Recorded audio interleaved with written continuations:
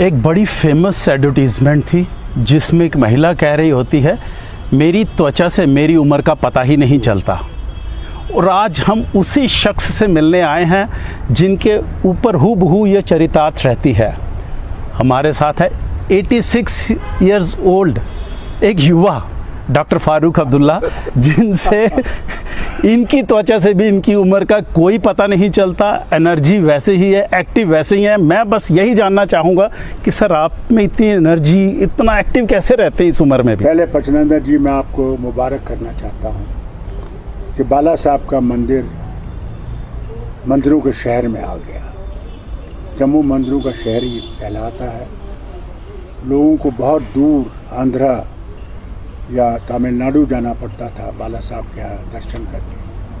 बड़ी मुबारक बात है कि कल बाला साहब जी का मंदिर जम्मू में भी खुल गया। एक तो ये है जी। दूसरा ये भी आपसे कहूँ कि आपकी टेलीविज़न ने हर वक्त साफ खबरें दी हैं, लोगों के अरमानों के बारे में कहा है। जहाँ तक मेरा सवाल है, देखिए, उम्र का तकाजा तो ज़रूर है, इसमें कोई शक नहीं है, मगर उम्र दिमाग में है। अगर इंसान के दिमाग में ये होगा कि मैं अभी भी जवान हूँ, अभी तो मैं जवान हूँ, तो वो कभी बूढ़ा नहीं होगा और एक्टिव रहेगा। तो उसी से इंसान का हर एक चीज़, ब्रेन सेल्स जो है वो काम करेंगे और आपके पट्टे जो है वो चलते रहेंगे। मगर अगर आप ये बैठ गए तो फिर तो इंसान, वो जवान हो या बूढ़ा हो, वैसे ही बूढ़ा हो जाता है। इसलिए मेरी जवानी का या मेरी इस उम्र का यह है, एक ही नुस्खा है, वो है एक्टिव रहो, पॉजिटिव रहो और सही सोच रखो। फरेब और झूठ से बाहर रहो और नेक काम करो। जितना नेक काम करोगे उतना ही तुम्हें सेहत भी अच्छी रहेगी। आप सर शुरू से ही मेरे भी बहुत, मैं बड़ा पसंद करता हूँ। शुरू से जब मैं बच्चा था तभी से आपको सुन रहे थे, देख रहे थे, तभी से यही कोशिश होती थी कि कभी मौका आएगा कि मैं आपसे मिलूँगा। अब तो इंशाल्लाह बहुत बार मैं आपसे मुलाकात कर चुका हूँ, लेकिन आप पहले से अब तक बिल्कुल वैसे ही हैं। आपकी दिनचर्या क्या है? सुबह कितने बजे उठ के शाम तक क्या क्या होता है ऐसे? पहले तो मैं 5 नमाज़ें पढ़ता हूँ, अल्लाह का शुक्र है।